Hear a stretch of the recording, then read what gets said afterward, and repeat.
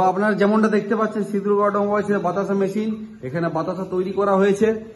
এই যে এটা গুড় বাতাসা, আর ওটাতে আছে আপনার চিনি বাতাসা, সাদা বাতাসা, লাল বাতাসা।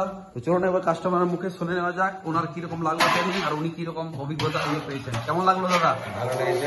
সিঁদুরগড় অটোমোবাইলস থেকে আপনাকে সার্ভিস কেমন দিয়েছে? ভালো সার্ভিস। আচ্ছা, আপনাকে ট্রেনিংটা ঠিকঠাক দিয়েছে? হ্যাঁ। আপনি মোটামুটি শিখেছেন, এবার চালাতে চালাতে আপনার এটা।